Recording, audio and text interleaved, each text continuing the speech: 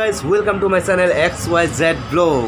মানে আমি ফাইনেলি সঁচাকৈ আহি পালোঁ গুৱাহাটীত আৰু এইটো ভিডিঅ'ত আপোনালোকে চাব পাৰিব কলকাছিয়াৰ পৰা গুৱাহাটীলৈ সুদূৰ লং ডিষ্টেঞ্চ যাত্ৰা লং যাত্ৰা চলো ভাল ৰ'ব মানে কলকাছিয়াৰ পৰা যদি আমি গুৱাহাটীলৈ যাত্ৰা কৰিবলৈ যাওঁ তেনেহ'লে প্ৰথমতে গাড়ীটো ভালকৈ বহি লওঁ গাড়ীটোত ভালকৈ বহি তাৰপিছত সুন্দৰকৈ ড্ৰাইভ কৰি লাহে তো চলো ষ্টাৰ্ট কৰিলোঁ আৰু ৰাস্তা আমাৰ মাজৰ গাঁৱৰ ৰাস্তাটো আপোনালোকে জানেই গাঁৱত থকা মানুহ আমি আৰু গাঁৱত থকা মানুহৰ ৰাস্তা কেনেকৈ থাকে আপোনালোকে সকলোৱে জানে কিন্তু আমাৰ এই ৰাস্তাখন বেলেগ গাঁৱতকৈ বহুত পিছপৰা গাঁও বুলি ধৰিব পৰা যায় ঐ ভাই লাহে নতুনকৈ ৰাস্তা বনাই আছে আৰু নতুনকৈ ৰাস্তাত মাটি পেলাই থকাৰ কাৰণে ট্ৰেক্টৰ ফাঁচি গৈছে আৰু ক'ব গ'লে আৰু তো চলো ভাই চলো কিমান দিন পিছত যে আমাৰ এই ৰাস্তাটো ভাল হ'ব সেইটোৱে ক'ব পৰা নাযায় ভাই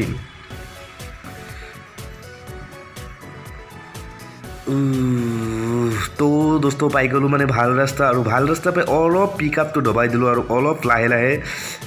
স্পীডটো লাহে বঢ়োৱাৰ চেষ্টা কৰিলোঁ তো চলো ভাই চলো তো আমাৰ কলকাছিয়াৰ গৌৰৱ বামুণটাৰী BEd কলেজত আমি পাই গ'লোঁ আৰু বামুণটাৰীত এতিয়া আমি পাম সন্মুখত কিমান সুন্দৰ এটা গাড়ী গৈ আছে দেই তো চলো ভাই চলো আমি পাই গ'লোঁ বামুণটাৰী বাজাৰ এটা কথা আপোনালোকে লক্ষ্য কৰিবচোন বামুণটাৰী বাজাৰখন আগৰ যিটো বামুণটাৰী আৰু আজিৰ যিটো বামুণটাৰী বহুত ডিফাৰেঞ্চ হৈছে কাৰণ কি জানেনে আপোনাৰ হয়তো সকলোৱে গমে পাইছে তো এতিয়া আমি যদি ডাইৰেক্ট উত্তৰ ফালে যাওঁ তেনেহ'লে আমি পাম কলকাছিয়া আৰু সেইফালে নাযায় আমি যিহেতু গুৱাহাটীত যাম ডাইৰেক্ট পূব ফালে যাবলৈ চেষ্টা কৰিম তো চলো ভাই তো চলো ভাল ফাইনেলি আমি আহি পালোঁ কৰাৰকুল ব্ৰিজত আৰু গৈ আছোঁ গুৱাহাটীত তো চলো কেনেকুৱা দোস্ত ভাই কেনেকুৱা লাগছে আৰু ভাল লাগছে ঠিক আছে তো চলো ৰ'ব এইখন ব্ৰিজৰ কথা যদি কওঁ যেতিয়া এইখন ব্ৰিজ নাছিল অথবা 2015 চনৰ আগৰ কথাই ভাবকচোন আমি সকলোৱে যদি বৰপেটা টাউনত যাব লাগিছিল তেনেহ'লে নাৱেৰে আমি আপ ডাউন কৰিব লগা হ'লেহেঁতেন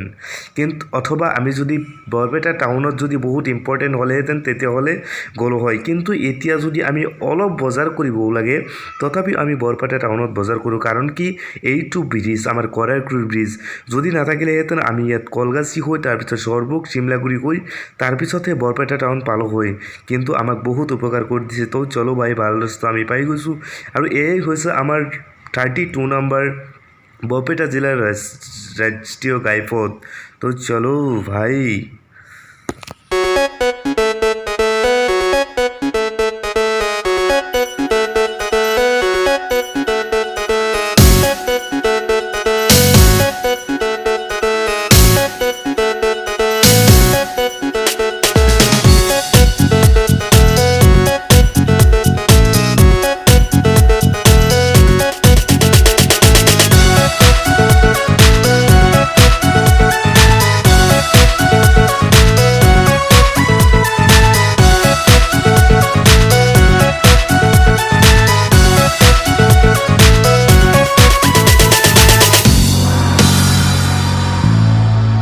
তো ৰ'ব এয়ে আমাৰ সৰভোগ বাজাৰ আৰু এই সৰভোগ বাজাৰৰ ওপৰৰ পৰাই আমাৰ যাব লাগিব বৰপেটা টাউন হৈ তো চলো ভাই বৰপেটা টাউনত যাব লাগিব প্ৰথমতে বৰপেটা টাউনত গৈ ডাইৰেক্ট পূবফালে যাব লাগিব গুৱাহাটীত তো চলো সোনকালে যাব লাগিব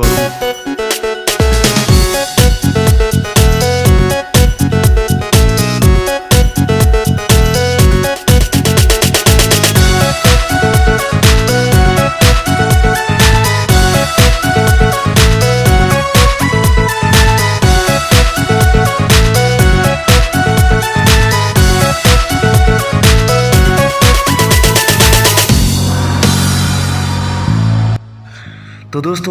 আমি আহি পালোঁ আমিনগাঁও আৰু আমিনগাঁৱত আপোনালোকে সকলোৱে চাই যে শৰাইঘাট ব্ৰিজখন আৰু এই শৰাইঘাট ব্ৰিজখন মই এইটো চেনেলত বেলেগ এটা ভিডিঅ'ত সুন্দৰকৈ ডিছকাছ কৰিম কিন্তু এতিয়া আপোনালোকে চাওক কিমান সুন্দৰ চেহেৰা শৰাইঘাট ব্ৰিজখনৰ আৰু সেইফালে ৰাইট ছাইডত বেলেগ এটা 2 লাইন বনাইছে আমি সকলোৱে ইতিমধ্যে গম পাইছোঁ আৰু সেইফালে আপোনালোকে চাই আছে যিটো উমানন্দ সেই উমানন্দৰ ওপৰেদি আপোনালোকৰ সকলোৰে মনত আছে নাই ৰোপৱেৰ কথা এই ৰোপৱেটোত আমি এইটো চেনেলৰ জৰিয়তে ৰোপৱেত উঠি এটা জীৱনৰ প্ৰথমবাৰৰ বাবে ৰোপৱেত উঠিম আৰু উঠি আপোনালোকৰ কাৰণে এটা সুন্দৰ ভিডিঅ' বনাই দিম তো এয়া আমাৰ আকৰ্ষিত সকলোৰে মৰমৰ শৰাইঘাট ব্ৰিজ আৰু কিমান আপোনালোকে অলপ ভাবকচোন, এই ব্ৰিজখনৰ ওপৰত কিমান গাড়ী আপ ডাউন কৰে প্ৰতিদিনে নিশায়, আৰু এই ব্ৰিজখন যে মাজে মাজে আমি শুনো সদায় ফাট মেলে, কাৰণ কি আপোনালোকে অলপ ভাবকচোন, কিমান ক্ৰ'ৰ পাৰ ডে হিচাপে মানে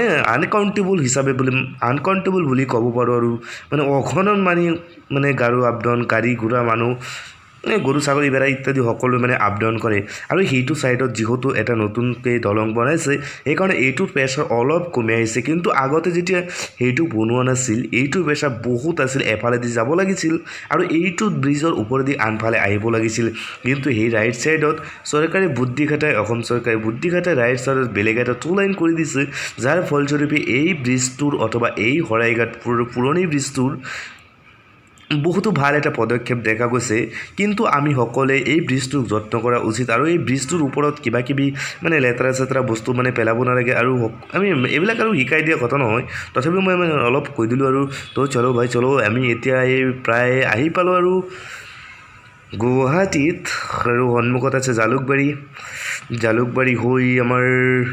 এয়াই আমি পালোঁ জালুকবাৰী, আৰু জালুকবাৰী এৰি আমি ৰ'ব টুল গেট। অলপ কেইদিন আগতে আপোনালোকে গম পাইছে নে নাই, টুল গেটত যিটো ঘটনা হৈছিল বঙাইগাঁৱত, কিন্তু ষ্টেট বেংক অফ ইণ্ডিয়া। তো চলো ভাই চলো। আপোনালোকে এটা কথা মনত কৰকচোন, আগৰ যিটো গুৱাহাটী আৰু এতিয়াৰ গুৱাহাটী বহুত ডিফাৰেঞ্চ। কিমান ক্লিন গুৱাহাটী চাওকচোন, এটাত আৱৰ্জনা নাই, পেলনীয়া বস্তু হ'ব নিদিয়ে, কিমান সুন্দৰ এটা পৰিৱেশ ৰাখিছে গুৱাহাটীত। তো চলো ভাই চলো। তো আমাৰ সকলোৰে আকৰ্ষিত গুৱাহাটী দোস্ত। ৰ'ব সন্মুখত আমাৰ ৰুম আছে, আৰু এই সন্মুখত ৰুমৰ পিছত আমি আপোনালোকক ৰুমত গৈ ছেটআপ হৈ ভালকৈ অহাকালিৰ পৰা সুন্দৰ ভিডিঅ' দিয়াৰ চেষ্টা কৰিম। ভাল চিৰিয়াখানাত যাম, আৰু ভাল পাৰ্কত যাম, আৰু গুৱাহাটীত যিকেইটা ভাল বস্তু আছে সেইকেইটাত ফেঞ্চি বজাৰত যাম, ইত্যাদি বস্তুটোত যোৱাৰ আমি ট্ৰাই কৰিম, আৰু আপোনালোকক দেখুওৱাৰ ট্ৰাই কৰিম। লগতে চাওক ট্ৰাফিক জাম, কিমান ট্ৰাফিক জাম, এই ট্ৰাফিক জামৰ কাৰণে কিমান সময় নষ্ট হয়, কিন্তু তথাপিও কথা নাই, ৰুলছটো ফ'ল' কৰিব লাগিব না। তো চলো ভাই চলো।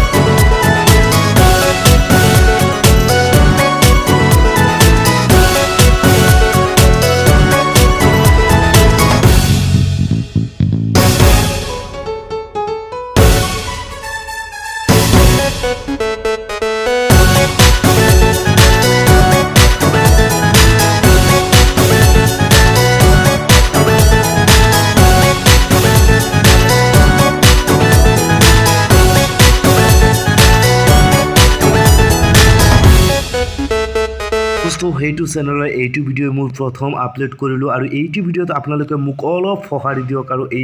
এনেকুৱা ধৰণৰ বহুত ভাল ভিডিঅ' পাব আপোনালোকে এইটো চেনেলৰ জৰিয়তে। গতিকে যদি নতুন চেনেলটো, তেনেহ'লে চেনেলটো ছাবস্ক্ৰাইব কৰিব, XYZ ব্লগ। তো টাটা বাই বাই, আজিৰ কাৰণে গুড বাই।